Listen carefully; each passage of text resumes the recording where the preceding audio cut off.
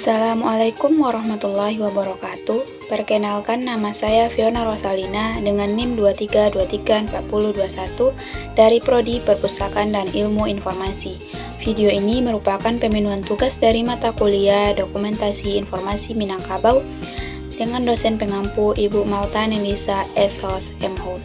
Baiklah, di sini kita akan membahas tentang unsur-unsur kebudayaan, terutama yaitu Minangkabau. Yang pertama, unsur-unsur kebudayaan itu bahasa, yang kedua yaitu sistem teknologi dan alat produksi, yang ketiga sistem mata pencarian, yang keempat yaitu sistem kekerabatan, yang kelima yaitu sistem pengetahuan, yang keenam sistem religi, dan yang terakhir yaitu kesenian. Baiklah, di sini kita akan membahasnya secara satu persatu, dimulai dari satu bahasa. Bahasa merupakan sarana alat komunikasi. Setiap kelompok memiliki bahasa tersendiri yang unik yang dipergunakan sebagai alat komunikasi antar manusia, terutama orang Minangkabau. Minangkabau merupakan sebuah bahasa Austronesia yang digunakan oleh kaum Minangkabau di Sumatera Barat, di Barat Riau, Negeri Sembilan Malaysia, dan juga penduduk yang merantau ke daerah lainnya. Contohnya yaitu terdapat di Pulau Jawa beberapa bahasa Minangkabau yang dibawa oleh perantau Minangkabau.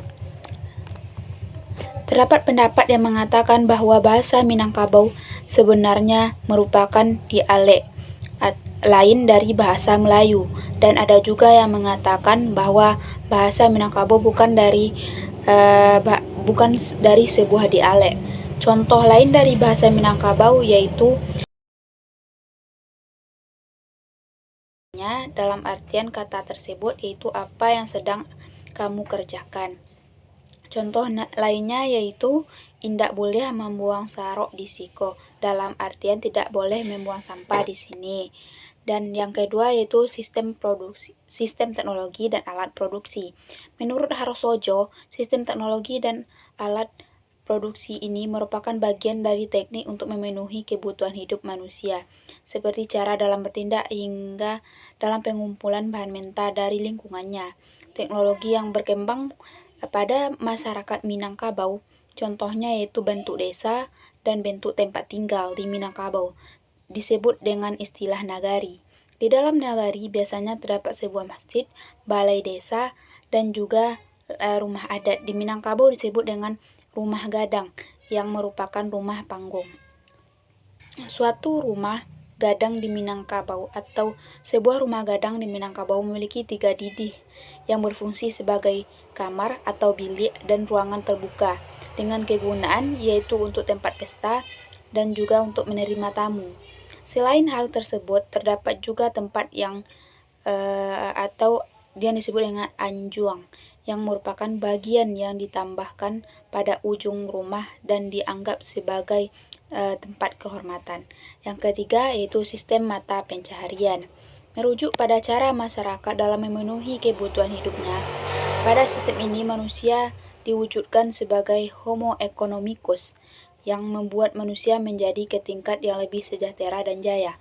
Sebagian besar masyarakat Minangkabau hidup dengan bercocok tanam karena daerahnya yang subur. Namun orang Minangkabau juga beralih ke sektor perdagangan dan juga terdapat juga orang yang merantau. Contohnya yaitu manusia mampu melakukan perdagangan yang dalamnya terdapat unsur tawar-menawar, beternak hewan, bercocok tanam, dan lain-lain dalam memenuhi kebutuhan hidupnya. Contoh lain dari sistem mata pencariannya itu masyarakat Minangkabau hidup dengan berasal dari kerajinan tangan yang mereka buat. Di daerah yang subur dan memiliki air yang cukup, maka masyarakat akan bersawah, dan di daerah dataran tinggi mereka akan menanam sayuran. Di daerah yang kurang subur ditanami pisang, ubi kayu, dan di daerah pesisir akan ditanami kelapa. Selain pertanian, masyarakat Minangkabau juga melakukan perdagangan dan juga memanfaatkan daerah laut sebagai sumber daya tangkap ikannya. Selain itu, orang Minangkabau ada juga yang bermata pencaharian ke sektor kerajinan tangan, seperti kerajinan tangan perak yang berada di daerah Koto Gadang dan pembuatan kain soket dari Silungkang di desa Sawah-Lunto. Yang keempat yaitu sistem kekerabatan atau kemasyarakatan. Kelompok kekerabatan masyarakat Minangkabau yaitu Parwi, kampung, dan suku. Garis keturunan dalam Minangkabau yaitu disebut dengan garis matrilineal. Kekerabatan dalam hal ini berarti perkawinan dan akan menghasilkan keturunan, dan setiap suku ini akan memiliki sistem kekerabatan yang berbeda dalam hal adat. Contohnya yaitu hubungan yang ada akibat pernikahan yaitu suatu kelahiran dan perkawinan. Minangkabau adalah pertukaran benda lambing antara kedua keluarga berupa cincin atau keris. Contoh sistem kekerabatan di Minangkabau yang lainnya yaitu laki-laki berhak mengatur segala yang ada di perkauman.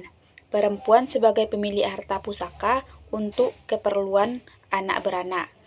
Yang ketiga itu peran laki-laki sebagai kemenakan, mama, penghulu.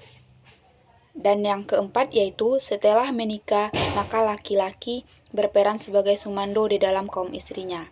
Selain itu, pernikahan di Minangkabau memiliki syarat-syarat yaitu diantaranya yaitu tidak boleh sedara atau tidak boleh berasal dari suku yang sama, saling menghormati dan menghargai orang tua dan keluarga. Calon suami atau marapulai harus mempunyai penghasilan sebelum menikah. Yang kelima yaitu sistem pengetahuan. Sistem pengetahuan ini terdiri dari pengetahuan serta pemahaman yang dikembangkan oleh masyarakat yang berkaitan dengan sejarah, keterampilan hidup, dan kondisi alam. Contohnya yaitu sistem pengetahuan akan unsur kebudayaan adalah gagasan seni rumah adat Minangkabau, yaitu yang disebut dengan rumah gadang. Maka muncullah sebuah budaya untuk membangun rumah tersebut dengan berasaskan gotong royong, maka akan menghasilkan rumah adat yang unik. Itulah bagian dari sistem pengetahuan dan pemahaman. Di Minangkabau, anak laki-laki yang berumur 7 tahun akan meninggalkan rumah dan akan tinggal di surau untuk belajar agama dan juga memperdalam adat Minangkabau.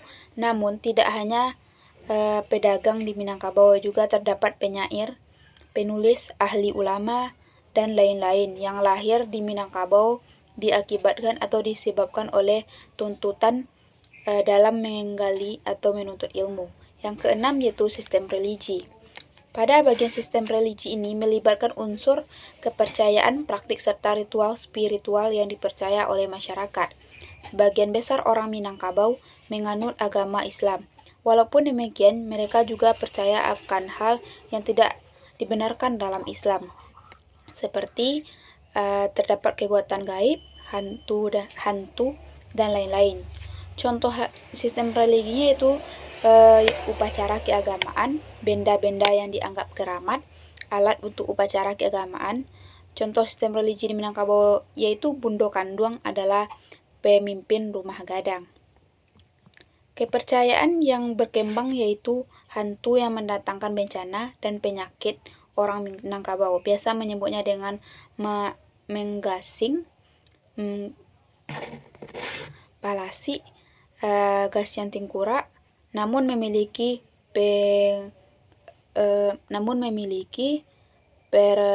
pergumulan antara adat dan agama, diantaranya 1. Fase 1 rumah adat Basandi Batu, adat Basandi Alua Paroi. Yang kedua yaitu fase 2 adat Basandi Sarak Basandi adat. Bakua Jotabiang Sanda Manyanda keduanya. Yang ketiga yaitu fase 3 adat Basandi Sarak Basandi Kitabullah. Yang ketujuh yaitu kesenian. Kesenian bermula dari aktivitas manusia yang dilaksanakan oleh masyarakat. Manusia sebagai Homo ecosyticus, karena manusia juga membutuhkan hiburan. Sebagai hiburan, maka lahirlah beberapa kesenian dari orang-orang Minangkabau. Contoh keseniannya yaitu saluang, dendang, pencak silat, randai, tari, upacara adat, perayaan seperti turun mandi, sunat rasul, menyabi, manta pebukuan, membangkit batang terandam, dan lain-lain. Selain itu juga terdapat sistem organisasi masyarakat Minangkabau. Di Minangkabau terdapat 3 sistem adat yang dianut oleh suku Minangkabau, yaitu sistem keselarasan Kotopiliang, sistem keselarasan Bodi Caniago, dan sistem keselarasan Panjang. Pola pewarisan adat dan harta di Minangkabau yaitu pola matrilineal yang mengakibatkan adanya pola pewarisan suku Minang yang dikenal harta pusako rendah dan harta pusako tinggi. Yang selanjutnya yaitu pendidikan, yang mana di Minangkabau terdapat filosofi alam takambang menjadi guru, yang berarti ajakan untuk orang Minangkabau untuk selalu menuntut ilmu. Yang selanjutnya yaitu masakan. Orang Minangkabau memiliki budaya dan kebiasaan yaitu memasak makanan yang lezat dan khas. Hal ini dikarenakan seringnya terdapat pesta adat. Orang Minang orang Minang yang khas akan makanannya seperti rendang, asam pedas, soto Padang, sate Padang, dan lain-lain. Selain itu, masakan orang Minangkabau merupakan masakan yang kaya akan variasi bumbunya.